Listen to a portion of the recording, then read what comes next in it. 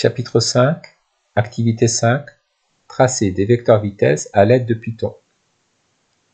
Cette activité fait suite à l'activité sur l'atterrissage de la fusée où nous avions manuellement tracé les vecteurs vitesse. Dans cette activité, on se propose de reproduire la trajectoire de la fusée à partir des coordonnées que l'on avait obtenues dans le TP précédent et de tracer les vecteurs vitesse à l'aide du logiciel de programmation Python. Les valeurs des coordonnées du sommet de la fusée au cours du temps sont rappelées ici.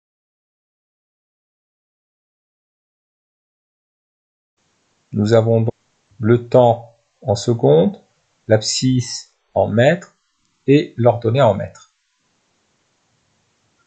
Pour ce qui est du programme, nous allons commencer par faire appel à la bibliothèque Matplot et utiliser la sous-bibliothèque PyPlot.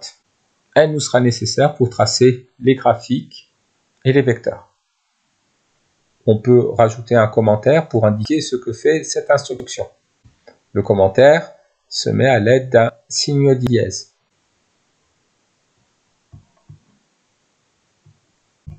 Nous allons tout d'abord déclarer les abscisses des positions que prend le sommet de la fusée au cours du temps. Alors, nous en avons 16. Ces 16 valeurs, nous allons les introduire dans un objet qu'on appelle liste. On va créer une liste de nombres. La liste de nombres qui correspond aux abscisses, on va l'appeler ici petit x. Elle se déclare en mettant x égale et la liste s'écrit entre crochets. Alors nous déclarons la liste x, donc la x égale, la liste s'écrit entre crochets. Les différents éléments de la liste sont séparés par une virgule. Et attention, il faut bien lire non pas 2.33 mais 2,33. À chaque fois qu'on veut mettre une virgule dans un nombre décimal sur Python, on doit la remplacer par un point. Je vous laisse déclarer les ordonnées.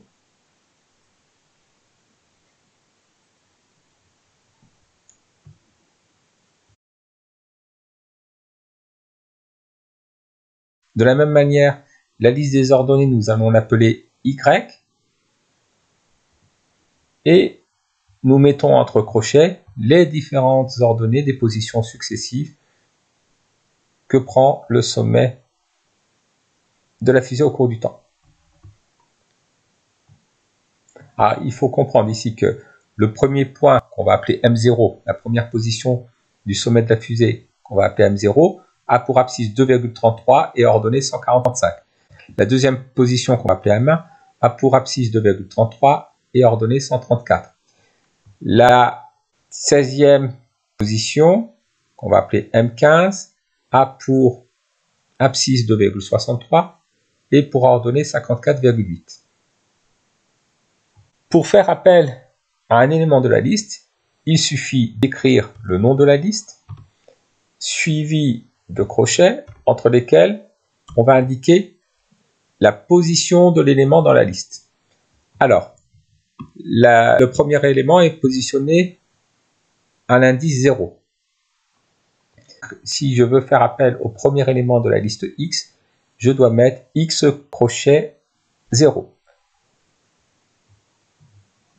Alors, pour vous montrer que c'est le cas, je vais demander à ce qu'il l'affiche en mettant print entre parenthèses X entre crochet 0. Donc, je demande à ce qu'il m'imprime le premier élément de la liste X, ou l'élément qui a pour indice 0 dans la liste X. J'exécute, et dans la console, nous voyons le résultat de l'exécution du programme. Il m'affiche bien 2,33. Je rappelle que ici, nous avons 16 éléments dans la liste X. Si je veux faire appel au 16e élément de la liste, attention, il faut que je n'oublie pas de retirer 1, puisque le 16e élément correspond en fait à la position 15. Print X entre crochets 15 va m'afficher 2,63 qui correspond bien au 16e élément de la liste. On peut procéder de même avec la liste Y.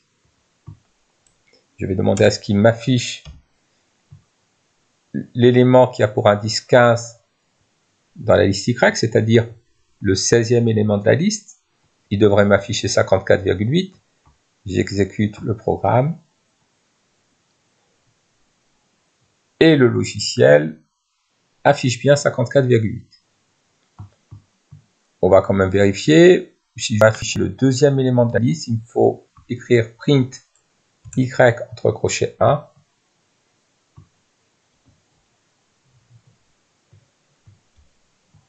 La console m'affiche bien 134. Continuons. Nous allons avoir besoin de la durée qui sépare deux positions successives du sommet de la fusée. Alors, nous voyons que nous passons d'un instant à un autre en ajoutant 0,4 à chaque fois. Donc la durée qui sépare deux positions successives est de 0,4 secondes. Déclarons-la sur Python. Alors, déclarons-la sur Python. Je vais l'appeler dt pour durée, différence de temps. Alors, la différence de temps ici est de 0,4. Alors, je dois bien mettre un point et non pas une virgule. Nous allons maintenant tracer la trajectoire en utilisant une fonction de pyplot. Alors, pour tracer la trajectoire, nous allons utiliser pyplot.scatter qui permet de tracer les points de la trajectoire, les points d'une courbe. Alors, comment cela se présente? Il faut indiquer la liste correspondant aux abscisses, puis la liste correspondant aux ordonnées de ces points. Il faut bien faire attention que la longueur, c'est-à-dire le nombre d'éléments de la liste Y, soit égal au nombre d'éléments de la liste X. Puis on indique la couleur, ici rouge, les points seront tracés en rouge.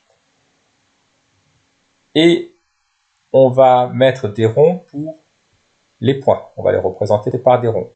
Pour afficher la courbe, il faut taper pyplot.show, ouvrir la parenthèse et la fermer. Show, pardon. On lance pour vérifier.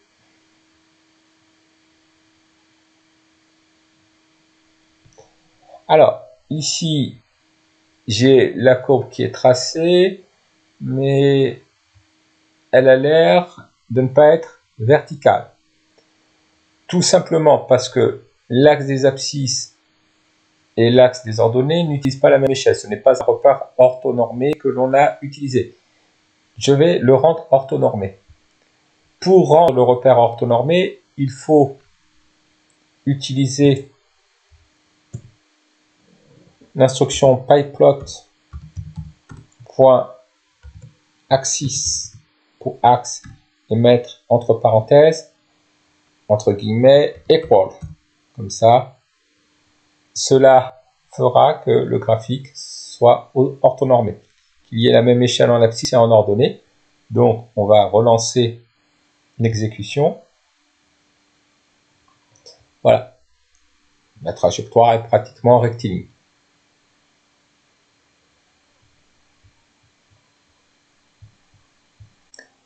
Pour calculer le vecteur V0 à l'instant initial, il faut diviser le vecteur M0 et M1 par la durée séparant les deux positions 0 et M1. Un vecteur a deux coordonnées, une abscisse, une ordonnée. L'abscisse du vecteur V0 sera égale à la différence des abscisses du point M1 et du point M0, x1 moins x0, sur la durée séparant les deux positions M0 et M1. L'ordonnée du vecteur Vy0 aura pour valeur la différence des ordonnées des points M0 et M1, y1 moins y0, sur la durée séparant les deux positions M0 et M1. Nous allons créer l'abscisse et l'ordonnée du vecteur V0. L'abscisse du vecteur V0, je vais l'appeler Vx0. Alors Vx0 s'obtient en faisant la différence entre les abscisses du point M1 et du point M0. Les abscisses du point M1 et du point M0 sont 2,33 ici et 2,33 ici. Donc l'abscisse du point M0, l'abscisse du point M1.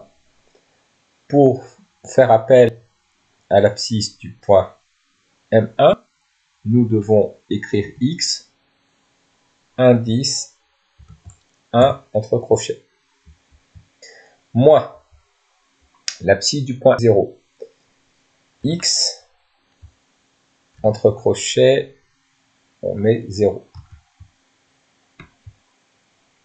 Et on doit diviser cette différence d'abscisse par la durée T1 moins T0 qui est en fait dt, la durée entre deux positions successives, la durée qui sépare deux positions successives. Donc là, je vais mettre dt. Pourquoi est-ce que je n'ai pas mis 0,4 directement?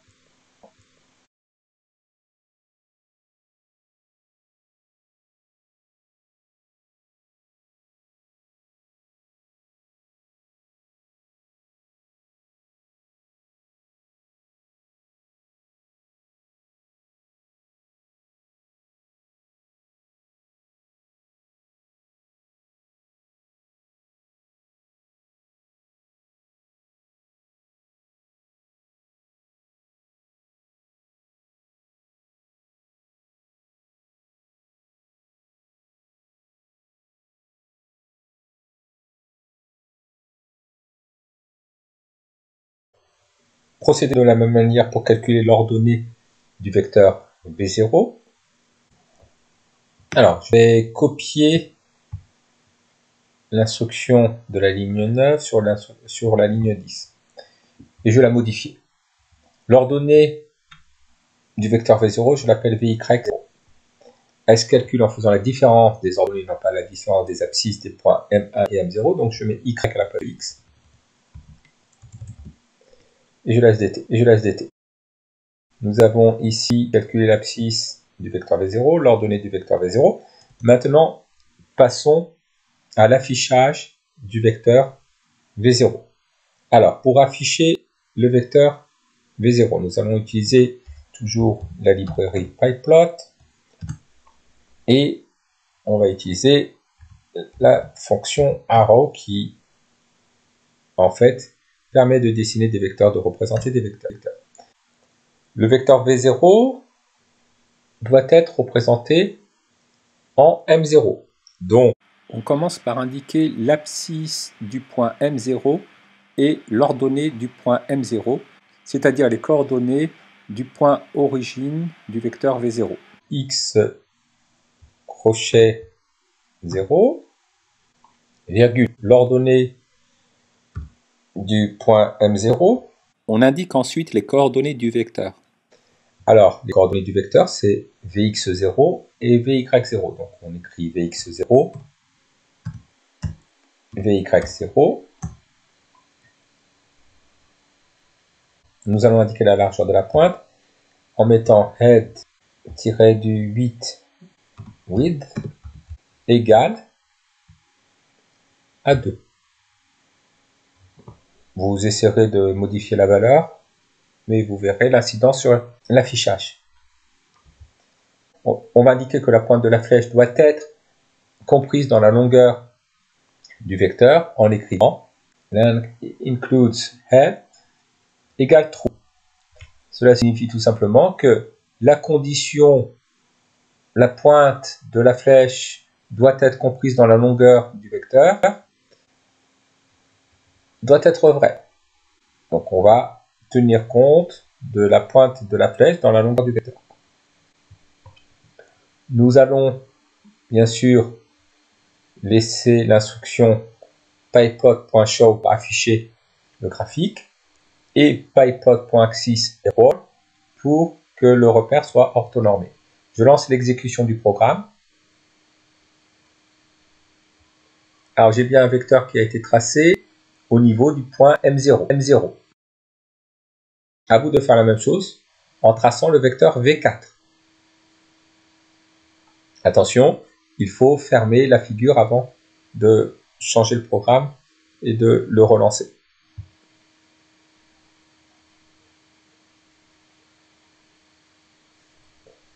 Alors, pour tracer le vecteur V4, je vais copier-coller les instructions qui ont permis de tracer le vecteur V0 et je vais procéder à la modification. Alors, le vecteur V4 aura pour abscisse Vx4 et pour ordonnée Vy4. Alors, Vx4 va être calculé en faisant la différence des abscisses du point 5 et du point M5 et du point M4. L'ordonnée du vecteur V4 va être obtenue en faisant la différence des ordonnées du point M4 et M5, M5 et M4. Et on divise cette différence par la durée qui sépare les deux positions successives dt. Pour l'affichage du vecteur, on va l'afficher, cette fois-ci non pas en M0, mais en M4. Donc il faut indiquer les abscisses et ordonnées du point M4, qui sera l'origine du vecteur V4. On indique ensuite les coordonnées, c'est-à-dire l'abscisse et l'ordonnée du vecteur V4, Vx4 et Vy4. On lance l'exécution. Nous avons bien un deuxième vecteur qui a été tracé au point M0, M1, M2, M3, M4. À vous de faire encore la même chose pour le vecteur V8.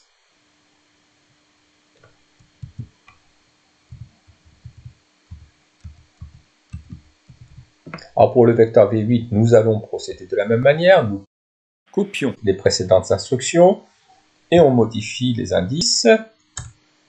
Vx8 est égal à x9 moins x8 sur dt et Vy8 est égal à y9 ordonnée du point M9 moins y8 ordonnée du point M8 divisé par la durée qui sépare ces deux positions M8 et M9. Pour afficher le vecteur, nous indiquons l'origine du vecteur qui sera le point M8, donc nous indiquons l'abscisse du point M8 x8 et l'ordonnée du point M8 y8. Puis les coordonnées du vecteur V8, Vx8 et Vy8. Nous lançons l'exécution du programme. Voilà ce qu'on obtient. Nous avons bien un troisième vecteur qui a été tracé en... Donc là c'était M4, M5, M6, M7, M8.